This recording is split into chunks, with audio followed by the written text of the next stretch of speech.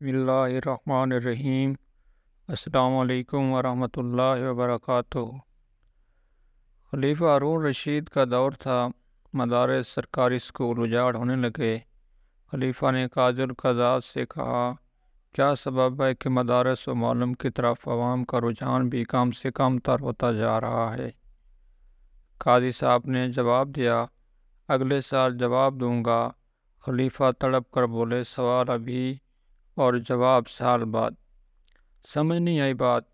قاضی صاحب نے فرمایا، ہر سوال کی نوعیت مختلف ہوتی ہے، یہ ایک ایسا سوال ہے جس کے جواب میں سال لگ جائے گا۔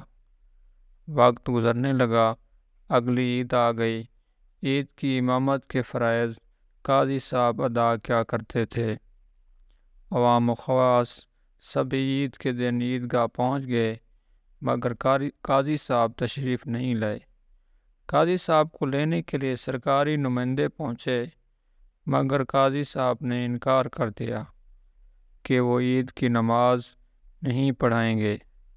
نمائندگان کے اصرار و منت و سماجت پر قاضی صاحب نے فرمایا کہ میں پالکی میں جاؤں گا، مزید یہ کہ پالکی بھی خلیفہ وقت اٹھانے کے لیے آئے۔ وزراء و نمائندگان ششدر و انگشت بدعنوان رہ گئے، یہ کیسا غیر معقول مطالبہ ہے، مگر قاضی صاحب ڈٹے رہے۔ مجبوراً خلیفہ کو اطلاع دی گئی۔ خلیفہ علم و علماء دوست انسان تھے، خود چل کر آ گئے۔ قاضی صاحب تشریف لائے، عید کی نماز ہو گئی۔ وقت گزر گیا، لیکن عید کے بعد زیادہ وقت نہیں گزرا تھا، خلیفہ پھر حاضر ہوئے اور کہا، قاضی صاحب، مدارس میں طلباء کی تعداد بہت زیادہ ہو گئی ہے، بٹھانے کے لیے چٹائیاں بھی کم پڑ گئی ہیں، اور وزراء اور ارکان سلطنت کے بچے بھی چٹائیوں پر بیٹھے علم حاصل کر رہے ہیں۔ قاضی صاحب نے فرمایا، آپ کے سوال کا جواب مل گیا۔ خلیفہ بولے، کون سا سوال، کون سا جواب؟ قاضی صاحب بولے، آپ نے کہا تھا کہ مدارس میں طلباء کیوں نہیں آتے، جواب کیا ہے؟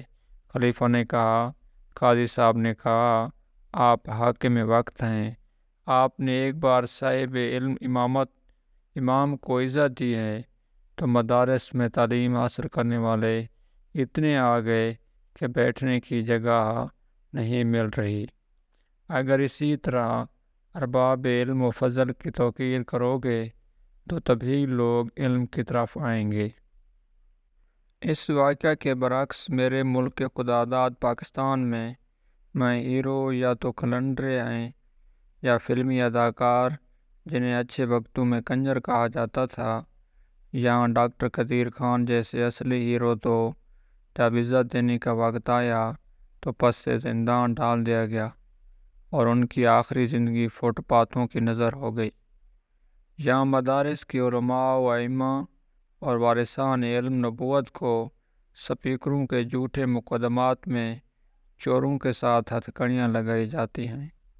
سکول و کالج کے اساتذہ کو ان کے شاگردوں پولیس والوں کے ہاتھوں ذلیل و رسوا کیا جاتا ہے، حق مانگنے پر لاٹھی چارج کیا جاتا ہے، اوباشوں اور بدمعاشوں سے بدترین سلوک کیا جاتا ہے۔ آج تک کسی طالب علم کو انٹرنیشنل ایوارڈ حاصل کرنے پر کوئی شاہی پروٹوکول نہیں دیا گیا۔ کروڑوں روپے کی برسات فقط ایک نیزہ پھینکنے والے پر کر دی جاتی ہے اور فل شاہی پروٹوکول دیا جاتا ہے، جبکہ اس کے مقابلے میں کتنے طلباء نے بین الاقوامی سطح پر نمایاں کامیابیاں حاصل کیں، مگر کسی حاکم وقت کے کانوں پر جوں تک نہیں رینگی۔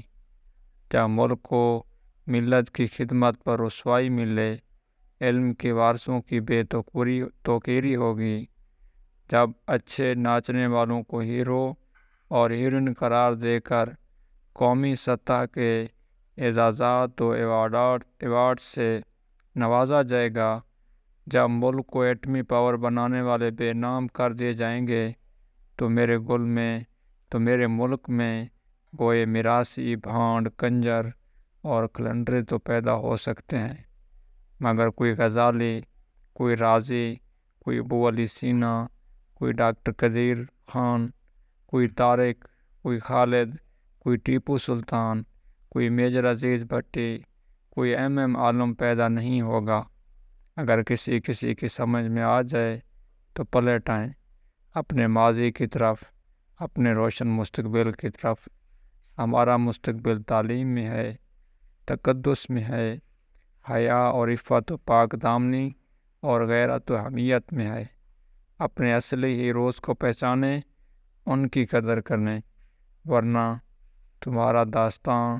تمہاری داستان تک نہ ہوگی داستانوں میں۔ اللہ تعالیٰ ہم سب کو سمجھنے کی اور عمل کرنے کی توفیق عطا فرمائے، آمین۔